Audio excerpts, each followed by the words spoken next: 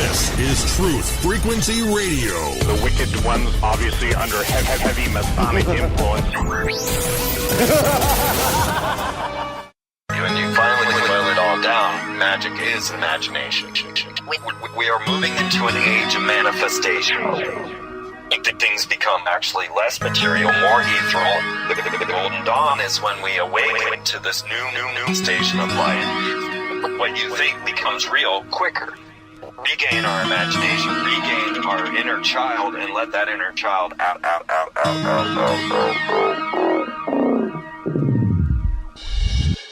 My name is Frank Castle, founding member of the music group Heist and New York City Neo-Shaman.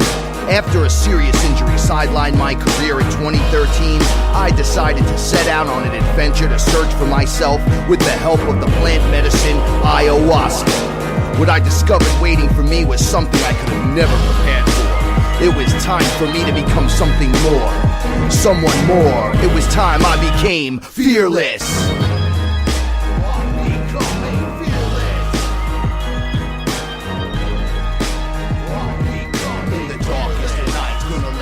Shine as my heart beats a rhythm with space and time. When the light starts to shine inside your third eye, you awake to the knowledge that you never die. What is up, everyone? It is Saturday night. My name's Frank Castle, and I'm your Sorcerer Supreme right here on Truth Frequency Radio.com, TFR Live. And right next to me is my wonderfully awesome, super fantastical, etherical translator, Paula Milo. Hey, everyone. And we got a great show tonight. I have multiple. All right, it doesn't matter. We have Josh on the show. Josh is back. Word. Josh, say hello. Hello, Josh. Josh is joining us, and tonight, the FearLess Chronicles. Anthony Daalesandro, Quid Daalesandro. Before we start the show, big shout outs to Chris and Sherigio. Without you guys, we wouldn't be able to be here doing this. That's right. So wherever you are, make it TFR. Stick around for Beyond the Veil, the best night in radio anywhere. Saturday night right here on Truth Frequency Radio. Anthony, how you doing? Welcome to the show. Hey man, what's going on? Thanks for having me on. Thanks for coming out. Little backstory on Tony. He is a fearless artist over at wearefearless.com. And he's actually the first artist that came on board with us. He's also a family member. He's also just straight awesome. If you've seen his artwork, he does the Raw t-shirts. Yes. He does the Fearless and the DMT throwbacks. Like Run DMC. Mm-hmm. He gave that 80s flair. We were talking about this earlier, about how you added that 80s flair just to what we're doing here. But what got you on the road to Fearless? Did I forgot how you got on board. Was it Sergio that reached out to you, or did you hear about it from me like ranting? No, I was going through Facebook, 'cause I haven't been online for a while, so I just recently got back online on the internet. I was kind of off the grid, and I was searching through Facebook, and I ran into cousin Debbie, right? Yes. And then I was looking through a friends list trying to find some of the family members out there, and back in the Bronx, and I came across Frank Castle, and I'm like, who does she know named Frank Castle? She don't know. So I looked it up and I found you, and I'm like, oh, it's cousin Frankie. I'm like, oh man. So I checked it out and I started listening to the radio show, and I think I messaged you on Messenger to say, hey, what up? And I didn't want to really bother you because you're doing your show and it seemed like everything was going well. You're kind of busy man, so I didn't really want to bother you too much. And then I was just posting some of my stuff on Facebook, some of my sketchbook stuff, and was actually going to do another book. And I was at one of my son's after school programs in the gymnasium, and you were just like, hey, do you do artwork? And I'm like, yeah. I do artwork, but not for a living. But yeah, so that's how that started. Now, here's my connection to it, because I remember what happened. I wanted him to tell it. All right, your brother and my brother worked together like 1996 to create the heist click symbol, right? And then do art and bring some stuff together, which is the symbol still used today. And now they're both respectively doing what they're doing, and you and I picked up where they left off. Yeah. I was out there for a little while. I lived out there in the Bronx for a little while. Stayed with my brother. He showed me some stuff in Photoshop. Was kind of running me through the basics of what he was, because he's self-taught Photoshop. So, and I was out there, and he's doing his stuff now. I was the dummy that left and could have been making $85 an hour. Right. Well, times are a change in my wonderfully awesome cousin, but for some reason the great all is we're all coming together. The tribe is forming. The family members are coming out. we're finding that it's us, right? It's you, it's me, it's Josh, it's Nick, it's Sergio, it's Paula. Like, we're all here, and it's been us the whole time. And we kind of canvassed out throughout the United States. We're in all different spots, and now we're all grouping back together to make what, if you, as a creator, you said it before when we were talking, you got to create, you got to enjoy what you do. It doesn't matter. I feel like we're all creators, and it was from listening to your show that I picked up on that. Like, doesn't matter what you're doing, if you're, working at the animal shelter, or, cooking or knitting or something like that. It's just, or art or music or whatever it is that you like to do. That's you. You are the creator. You're doing this. This is what gets you into your zone. And like I was saying earlier, like, even with your 9-to-5 job, like, imagine how much more you could do if you didn't have to wake up and have that, carrot dangled in front of you and running the treadmill to make ends meet. You could really focus on what you like to do and how much further you could pursue that. But, it is what it is. We still have to eat and stuff like that. But well, it's what we're doing is trading, because it seems that artwork seems to be one of the more important things in the spiritual uplifting and changing things around you. It always comes out in the artwork. So it's very important. And artwork is energy. It's an exchange of energy. You do something and create something, and then someone comes along and goes, "Hey, I like that," or goes, "I don't like it," and keeps moving. Right? Or that's kind of cool. I can dig that, but I know someone that'll like that. So that's an exchange of energy. That's all that is. Yeah. So you do have to live, but that's how it was done in the past, right? That's how the tribes did it. Yeah. And the thing too, that I noticed too, like Ron was talking about, like, I do a lot of stuff in, it's called a non-photo blue pencil. Drafters used to use it way back when. I don't think they use it anymore. Probably all CAD now, but, and then they would ink over that. That way, when they scanned it in, like the non-photo, the sketch would not, the blue wouldn't show up. But like Ron was saying, like, when you start working with, sometimes the medium shows you, so when you're sketching, like, you don't really have to have like a, the sharpest pencil. You can work with a blunt, a blunt crayon even, and then be like, oh, I see where this is, what it's showing me, on the paper. Kind of like, what's the guy's name with the afro? There's we only have happy mistakes. Oh, Bob Ross. Yeah. Only happy trees. Yeah. Yeah. I mean, but he was great. He was a master too. So, and let me ask you, what do you feel showing you that? Is that you, or is that the universe? I don't know. I think a lot of it has to come from my mother passed when I was young, right? So I had to take this. I went and lived with my aunt, and same with my brother. He lived with his Aunt Lulu. So all these synergies. I guess we'll get into that further down the line, but so I had to take this void and try to use it, because I couldn't just go around and start cracking fools' faces whenever I was, not feeling when I was feeling down. So I had to take it and convert it into something positive. So I put it down on paper. And so a lot of my stuff was dark, but I had to find a way to channel it into something, right? Or else I was going to go nuts. But what shows it, I'm not sure. I think just something in your mind, maybe just that creative spark shows you, or the canvas shows you the certain things that, oh, like I said, oh, this looks nice, and maybe I can do this and the other thing. And it reveals itself as you're going sometimes. Yeah, it's like getting into that zone.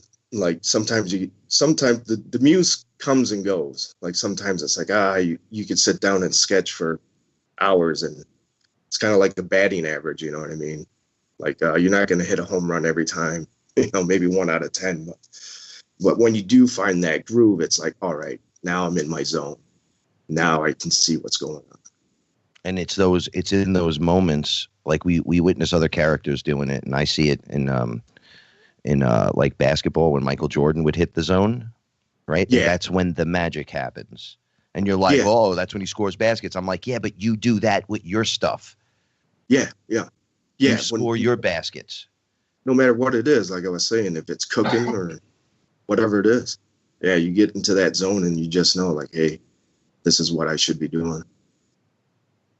Absolutely. And I could agree to all that, because I'm sure Josh could talk about, sitting down writing music and how sometimes just nothing comes out, or it's not translating properly, but it's that time that you put in and all of a sudden it just clicks. Yeah, totally. I mean, sometimes you got to write like 100 songs to get 5 good ones, Absolutely. That was one of the weirdest things ever. I had a hard time writing music when I started, right? I didn't have that many raps, and I was just getting used to it. And they're like, we want 25 songs from you guys. And I'm like, I have 3 16-bar raps. It took me 3 months to write these things. And the only reason why they even sound good is the way I'm performing them, because it's kind of old school, but my aggression makes it fun. But I don't know what I'm doing. And then it just started happening. Then we had 50 songs. And then we're like, all right, don't put any of that stuff out. Just take the meat and potatoes. But in those creative moments, we seem, and I think we could all attest to this, because you draw it as an artist. Josh and I both have said it in music over and over again. The message comes out. Yeah. Everything that FearLess is about has been coming out for a very long time. Yeah. Yeah, and the thing that Ron had pointed out last week too, like with sometimes like he'll blaze up or whatever, and I had to, I was working on that raw picture, and I'm like, oh man, I got to do these damn feathers, and I'm like, you know what I mean? I was like, I got to figure this out. So I went out on the porch and blazed up and came back in and hopped on the computer, and I was like, oh, okay, yeah. And just kind of got lost in all the feathers, like, oh, this one kind of looks like a leaf, and I can do this. And so sometimes it takes a little extra something to actually see and get relaxed and know what you're doing, I guess. Absolutely. It's wild. I just really want to ask you this question, just from a family member to another. What did you think when you first heard the show and heard what was going on with me? I thought it was wild. I thought it was really wild. But if it works for you, it works for you. My journey is a little bit different. I haven't taken ayahuasca. I've taken a lot of other stuff. I've taken a lot of LSD, and LSD has shown me some things that, make me see things from a different perspective, I guess. I remember one time just staring out the window, and it was like a nice warm summer day, and I was like, open up them blinds, and they opened up the blinds, and I'm like, I want to see what's out there. And they're like, well, you see what's out there. There's people, walking down the street or whatever. And I'm like, no, I want to see what's out there. There's something out there. So I just kind of wanted to take that picture, the frame of the, it was like the window looked like a picture frame. I wanted to peel it back and see what was out there. Well, couldn't quite get there. That's awesome. And the same thing, because we used to walk a lot when we were doing that. And I remember walking in a park, And it just, when we were walking on the concrete, it was kind of a misty, rainy morning, and it was kind of cold, and you get that chill in the air, it kind of gets in your bones, that wetness. And we walked through the park, and all of a sudden I just felt this warmth, like everything was warm and calm. And the closer I got to the trees, the more warmth I would feel. And like all these squirrels are like just going about their business, like looking at me like they knew what was going on. Like I got really close to a squirrel, and I was like, he was just sitting there staring at me, like, but I didn't want to touch it because I thought I was going to contaminate him, Right. But then as soon as we got through the park and start walking down the streets again, like, people are starting to get up in the morning, and it was just like kind of chaos again. Like these people are just robots going about their business. Yeah, you said something about that earlier as well, and being in a mall and having an experience in there. You could explain what you were seeing with that too, because it fits in with just what you just said. Yeah, it was just I was at the mall. We used to hang out at Arcade, and I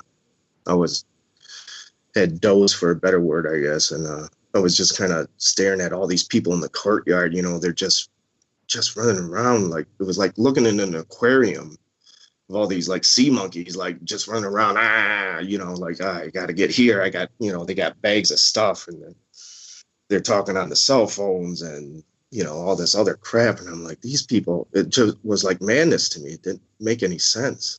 It was like, these people have no clue what's going on. Like, this is not life. This is not what it's all about. Like just running around in a rat race. And they're looking at me like I'm crazy. And I'm like, dude, I got to get out of here. It was just like a symphony of madness. You know what I mean? All the, and everybody talking about nonsense. They're just talking about nonsense. Like, this guy's got this.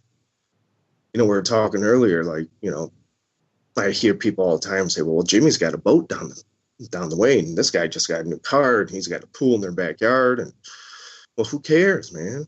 Like, who really cares? That has nothing to do with me. One of our cousins is kind of like that, and he was rambling. I'm not going to say his name, but he knows who he is.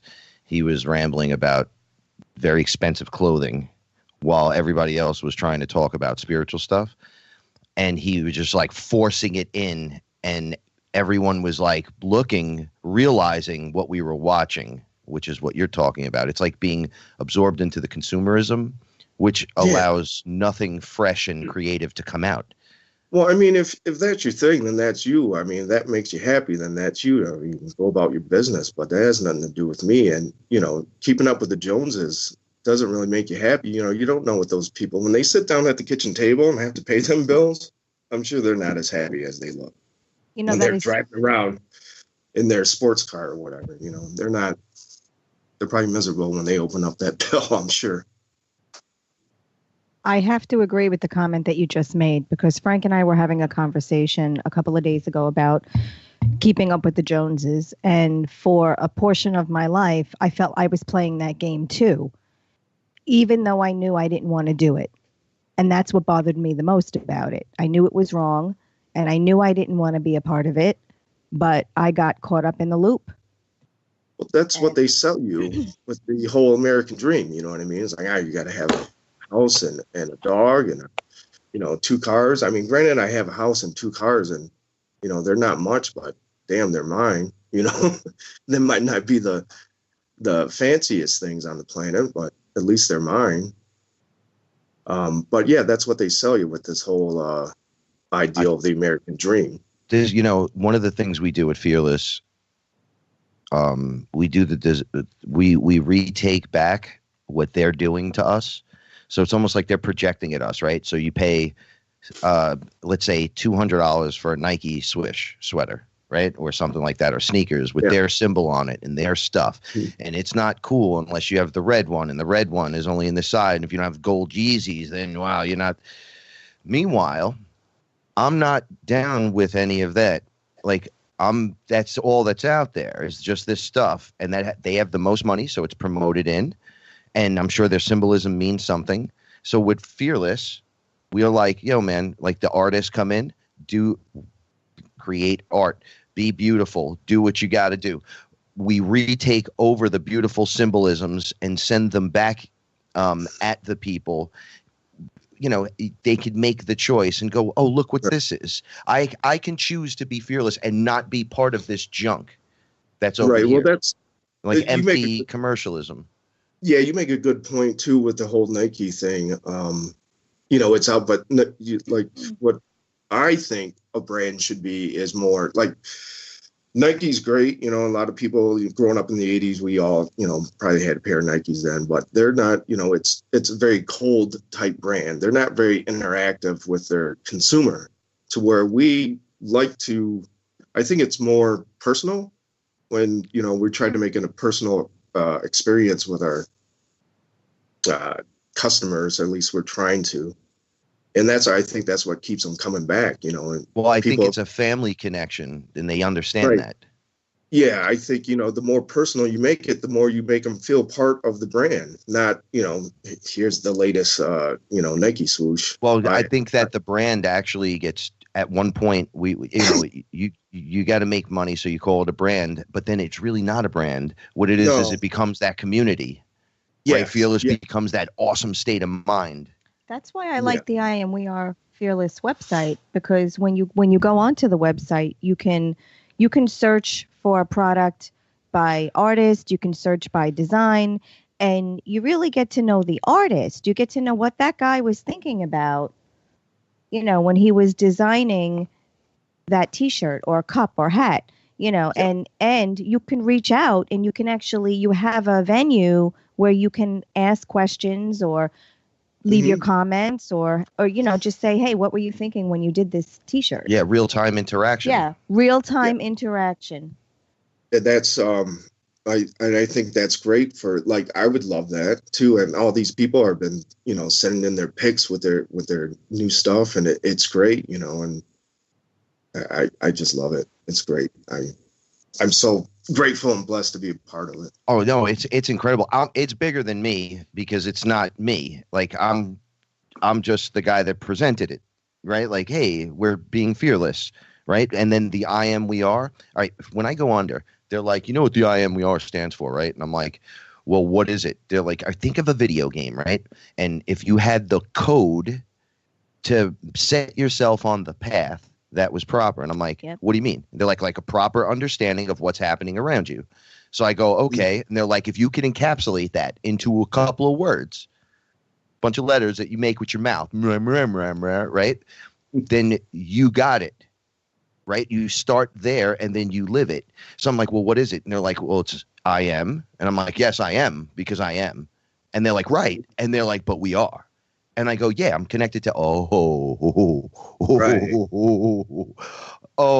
everyone's on the fearless journey. Right. Everyone's doing, the world needs to know this, right? So they experience it through every different artist and the different interactions. You know, we and Josh were talking earlier about this. We're going to be bringing music onto the site eventually, and the fearless music artists will be available there. Oh, well, that makes sense. Yeah, well, it's you're gonna know, but that could be anyone, right? Can come on board and be part of the family. That's what I love. You just got to be part of you have the willingness in your mind to make the choice to just be the best version of you that you can possibly be. It's a state of mind. It's your consciousness shifts.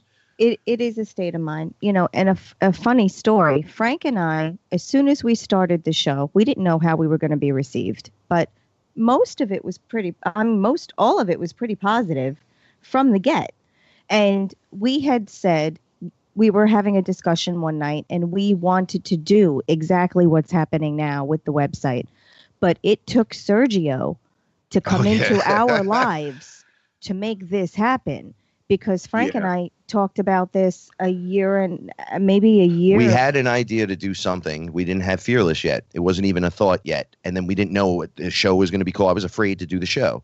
And then a year passed and Sergio had come and then came back. And the choice was made between when he showed up at the first time and then the second time we were already doing it. We were already like 3-4 shows in. We were a couple of shows in. Oh, we were more than that. Yeah, we were. All right. We might have been like a half a year in, actually. Yeah, but the whole idea we had this idea, but nobody knew what to do. No one knew what to. No one even. It sounded like it could never happen. I was like, how is this going to connect to this? That was Sergio's right. thing. We were thinking so small. He said to me, it literally took Sergio to come into our lives. He said, for this to happen. how are we going to get artists to connect with us? And then you were the first guy. I literally, like 2 days later, I said, Sergio, watch what you say. You know we're magicians. You know it's sorcery. You know we're the all character. And he was like, well, we need artists. And I'm like, oh, here they come. Here they come. You ask and it's given. You ask for what you need. And if you really think if you believe that you deserve it, then you'll receive it. But don't ask for something that you don't think you're worthy of, because you won't get it. And he asked and he got it. As soon as he said the words, people were calling and emailing and messaging. Yeah, well, a lot came out. A lot, just people, not only artists reached out, but people had stories that they wanted to share. Right. They weren't afraid anymore because you guys are there now. This is stepping out into the light. I know that sounds weird to people, but people hear my story all the time. We connected someone to someone on the FearLess website. You were going to assist with an issue, and then connect to another person that can handle the issue. One of the artists on the website, and I don't want to share the information because I don't have permission. But I mean, it doesn't have to be Frank. It could be your expertise, And now that we have these relationships established, people feel comfortable talking. Well, because we're coming out into the light. It's not Frank being fearless. Frank's going to be fearless whether you like it or not. It's unity and you being fearless and then getting on board that train and saying, let's do this. All right, we'll be right back. And we love you. We're your protection from deception. Chat room, we love you. We do love you.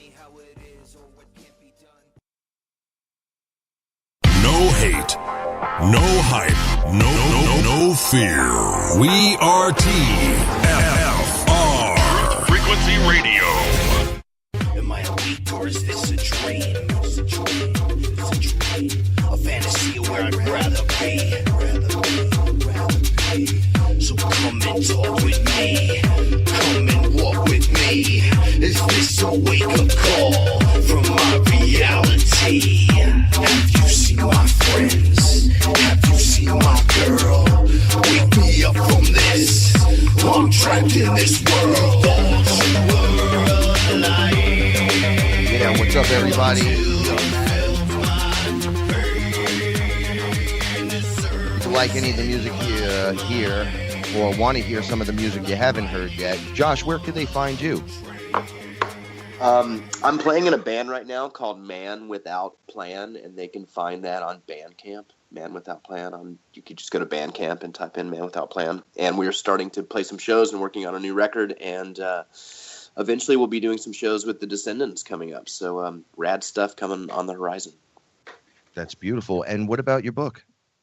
You can also go to youthemagician.com and get our book if you're looking for a kid's gift that's full of mantras that you can talk about how you're the creator pretty easily and remind little kids not to forget. It's a pretty rad gift. It's like $9, $10, cheap, rad knowledge, reminds you that you're awesome. Spread it. It's a beautiful book. It's really awesome. And don't forget to check out IamWeAreFearless.com. And our guest, Anthony Quid Daalesandro, is with us. Dude, cuz you rock, man. You really do. You really do. Your artwork's amazing. One of the things I wanted to say to you was, all right, your depiction of Ra, right, is more really what Toth looks like, but not. It's like Ra's face, but the way Toth looked to me, right? So I never jumped on Ra, but I jumped on Toth, and I was freaking out because I didn't know if, once again, I'm like, it's an illusion. We're in a hologram. It's a mental state of mind where we're seeing these things, and it's in your mind. And he was breathing, and I touched him, and I went, oh. And then he was like, go ahead, look at me. And I looked right into his face, and he turned his head just like you drew the picture.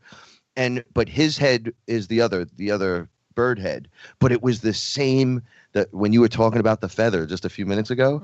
All right. Yeah. I was staring at the blue feather on him, right? He had braids of feathers, like the way we would braid our hair or like our chin hair or something. And I said, oh, you have like feathers as hair, but in your condition, the way you are now, you can braid it like the way we braid a beard or something. And he was like, good, touch it. And I touched the feather, and it was one fat feather. And I was like, ah. And when you had the blue, and I went, oh, look at that. Look at that. So I feel like, all right, I feel like they work through us, right? It's not just me. It's through you. It's through like, you know, I have no way to do something like what you did. My job is to interpret your guys's visions and what you guys want, I guess. But like I said, throw my own little twist on it and try to get it out there. And we got some more stuff coming out. It's going to be good. It's going to be. I'm so grateful to have met all these artists and Sergio and Nick and Ron and everybody like that. Really helped me out. I wouldn't be, who knows what I'd be doing. I definitely wouldn't be trying to digitally color paint on the computer if it wasn't for this. Well, it's opening a door, right? Right. Yeah. One more step of, you know, taking it above and beyond of just regular pencil sketch and ink. But it's like that for all of us. I was saying, Paula said this to me. She was, it was almost like they were working through you that night, by the way. She was staring at me, laughing at me, and she's rolling through the website, and she's just looking at everything, right? Like literally everything. And she's like, hey, look at this. Do you know that you guys are responsible for this? Look. Are you looking at this, Frank? And I'm like, yeah, I'm looking at it. And then she goes, okay, you started with an idea, and then it turned into this on this end, and it took all of these things people to perfectly combined like Voltron, and but it's an unlimited Voltron. Yep. It's like one that can keep growing. Yeah, it's a stepping stone. I started. I met my buddy Larry, and because when my mother had passed, I started to kind of be introverted and dealt with things. I picked up anything that was not reality, like fantasy based, like role play games, Magic the Gathering, tabletop war games, and try to immerse my comic books. So I met my buddy Larry. We went to a comic convention, and there was these people, they got their own booths and they're selling like stick figure stuff for like, just crap for like, we could do this, we can do it and make it look better. So, we started with that, and then that kind of went its course. And then I started doing like limited prints and selling stuff at festivals, doing like frame stuff. And then that kind of ran its course. And then my buddy Chris,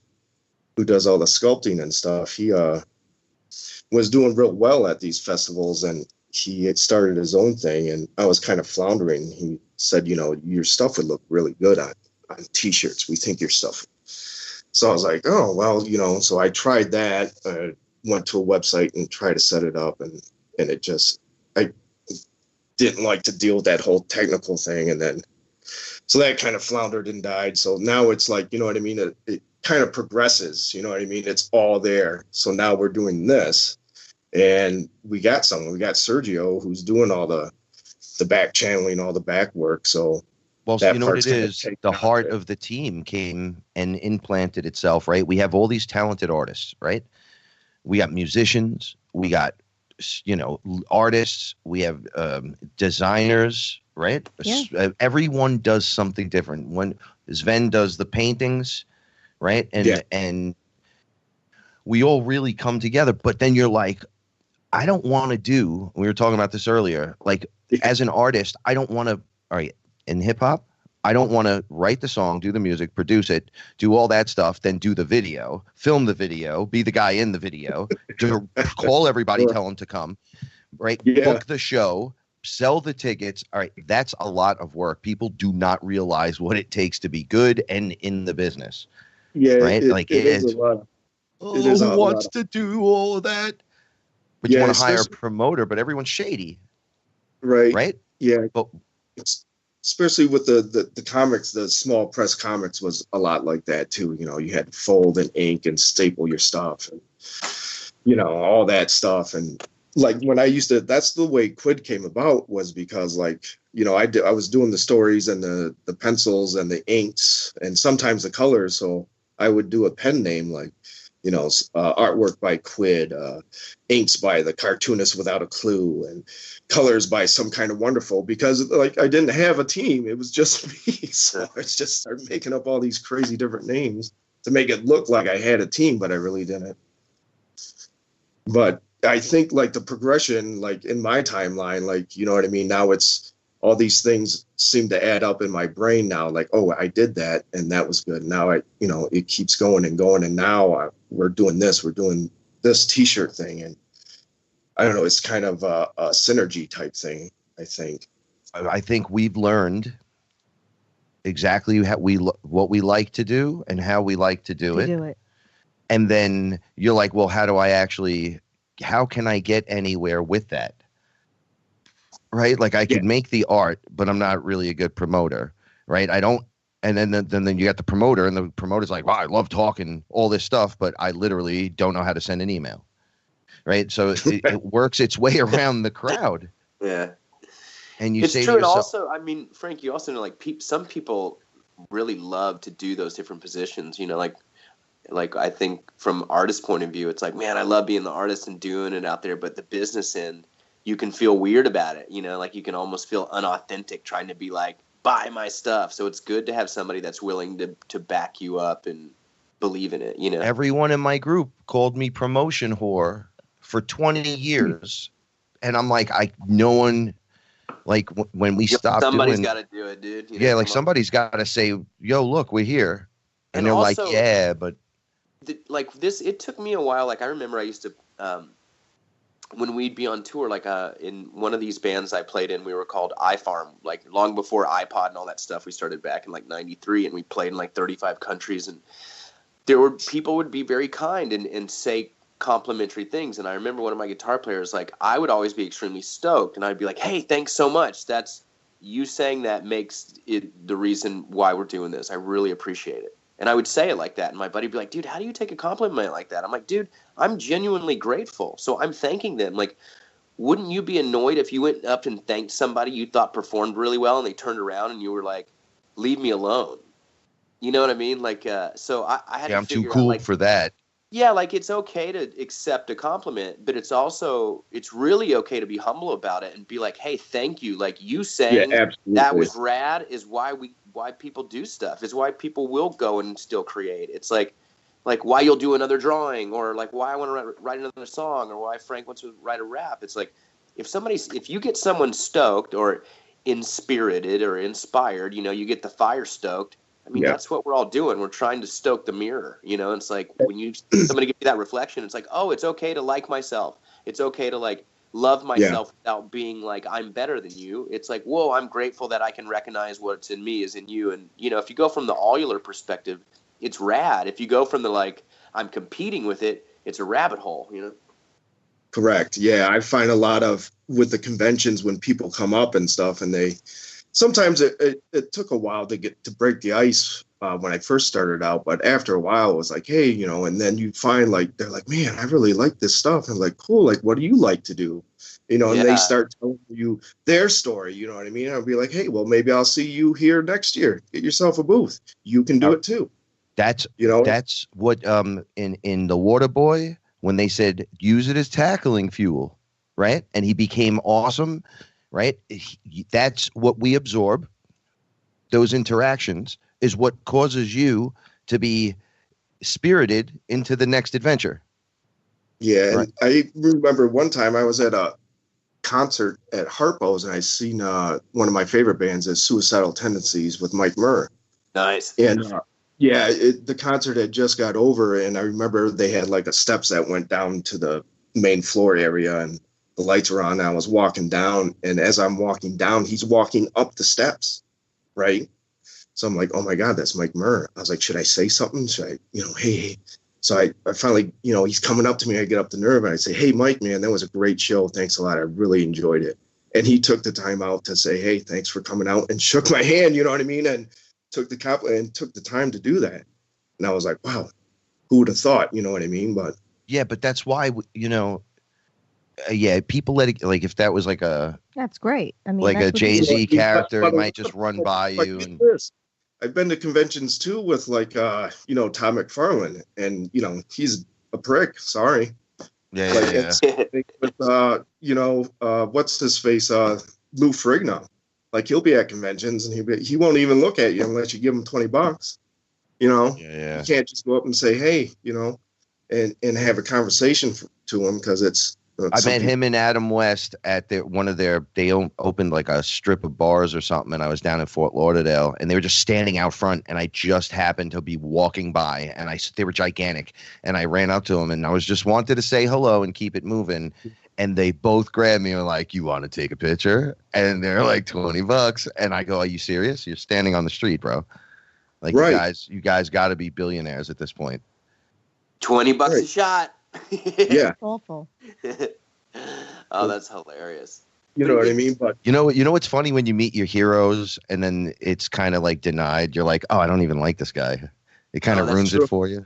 That's the worst. But I'm going to say this. You know what the best is when you meet somebody that's been your hero and they go beyond that. And I want to give a quick 2-minute story. So I just got back from recording a record with some of the guys from the Descendants, and I grew up on this band from the time I was little. And one of my favorite drummers is the drummer Bill Stevenson. Used to play in Black Flag and All, and the Descendants. If you know about punk rock, they're a pretty big deal. And if anybody knows who Green Day is and those kind of half-ass trying to bring the power bands, they stole all this stuff from the Descendants way back then. So it's like there's all these bands that got really popular from them. And I have been buddies with this guy for a long time, but when I met him, he was so positive and so stoked and so quote unquote allular that it was such a relief, because he was my favorite dude. And it made me want to play music even better, to meet somebody that was so stoked and still went beyond what I thought, and I've hung out with this guy for 20 years, and I just came back from making music with him, and it's a relief when people are really authentic. It's like why you go back to the same artist or read the same author or whatever, because there's that consistency. They keep bringing it, and they keep looking for new ways to bring it. And that to me is very mind blowing and very inspiring, when you see somebody that's still quote unquote going for all and bringing that authenticity. I mean, it's such a relief that it's like, oh, there are people for real out there, whatever that means. For sure. And I think they get a lot back off that too. You know what I mean? When they do that extra something else, go above and beyond, I think that really helps them to be creative as well. I do as well. I mean, dude, there's nothing, I know when people there's I'm not religious, but there's the thing called the group effect. It's like why people go to church, whether you believe all that stuff or not, you're still getting the amplification from everybody believing the same thing at once, or everybody having a similar experience at once. It's like why you go to a rock show, or why everybody goes and trips out at Burning Man together to give themselves an excuse to trip out and quote unquote be free or forget about all the drama and just blah, I like that we're becoming those guys. Yeah, I mean, it's that's also the part that I like. It's okay to be that without having to feel like you got to go trip out. You can wake up every day and you feel like, dude, I'm free to explore my own consciousness how I will. And I don't really have to care what anybody else believes or is telling me what is true or what is not true, because I'm the creator of my own consciousness. I'm the master of myself. What we were saying this earlier, you're in your own universe because it's yours. You're the character in your movie. And we're all co-creating this drama. I get it, but what's we were talking about this on the phone, Frank.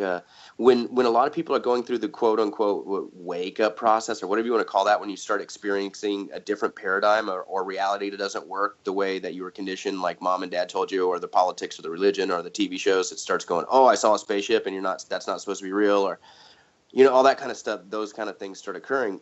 And I remember at one point when I was kind of going crazy with this stuff, I don't know, maybe about 8 years ago, because stuff was happening and I was really sober, and I couldn't put it I was on mushrooms. I was just sober and these things were happening. Kind of like when I come over to your house and you're like, there's a being in the corner of the room staring at you. And I'm like, really? What's it doing? Nothing. You know, it's like, exactly. But it's like, I said to Frank today on the phone, I'm like, why, you know, never deny your own experiential data over somebody else's story, no matter how certain they are. And that I'm not saying you don't have to believe that person had a real experience, but when someone says, oh, that's not true, this is what's true.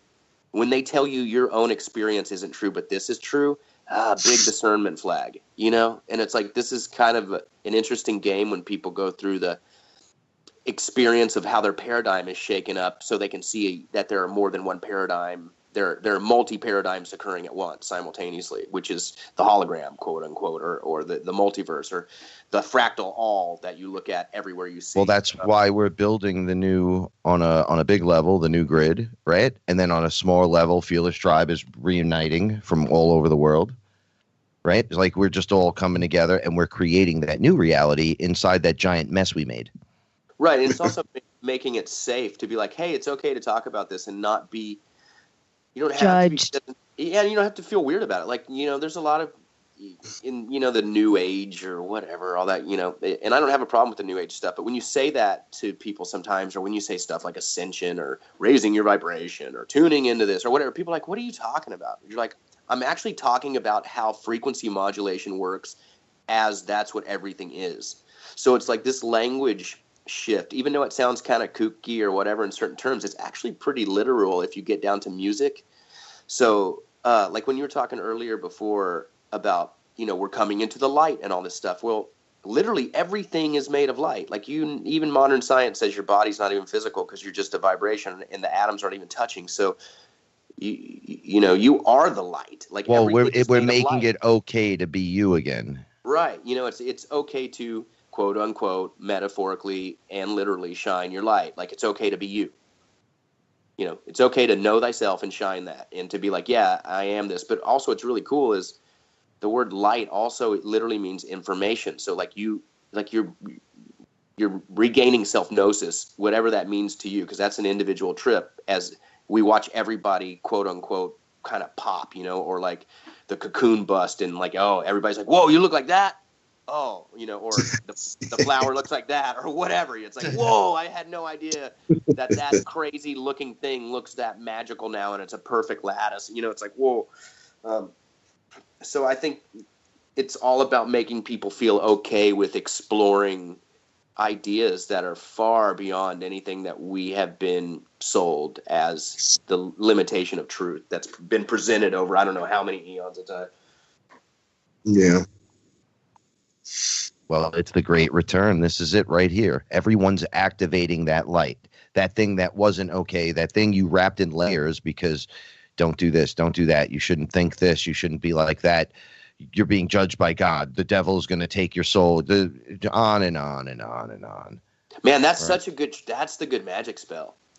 You're going to get in trouble by the thing you can't see. You're like, well, oh no, I don't want to get in trouble by the thing I can't see. It's like, well, you better do the thing that I say or you're in trouble from the thing you can't see. Like, oh man. That's telling kids that at a young age, it's so mean, but like brilliant, because it's just the repetition of the fake boogeyman that's, I mean, it could be everywhere, but at the same time, if you can't see it, your imagination's far worse than anything you could actually show up in front of your face, you know? Absolutely. I think we're on a paradigm shift of amazing proportions.